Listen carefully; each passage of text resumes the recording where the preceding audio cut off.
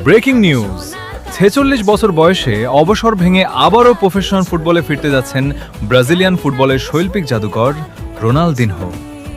ইতালির থার্ড টায়ারের ক্লাব রাভেন্নার আংশিক মালিকানা কিনেছেন রোনালদিনহো, আর এবার সেই ক্লাবের হয়েই খেলোয়াড় হিসেবে মাঠে নামার প্রস্তুতি নিচ্ছেন তিনি। আজ ইতালিতে পৌঁছেছেন ব্রাজিলিয়ান এই কিংবদন্তি। তবে প্রত্যাবর্তনের পেছনে রয়েছে এক বিশেষ ইচ্ছা। ক্যারিয়ারের শেষ গোলটি তিনি করতে চান একটি অফিসিয়াল প্রতিযোগিতামূলক ম্যাচে।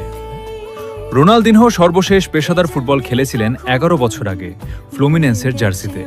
এরপর কেটে গেছে এক যুগেরও বেশি সময়। কিন্তু ফুটবল থেকে কি সত্যি দূরে থাকা যায় এই জাদুকরের? যদি সত্যিই আবার মাঠে নামেন রোনালদিনহো, তাহলে ৪৬ বছর বয়সে তাকে আবার বল পায়ে দেখতে পাওয়া ফুটবল প্রেমীদের জন্য হবে এক অবিশ্বাস্য মুহূর্ত।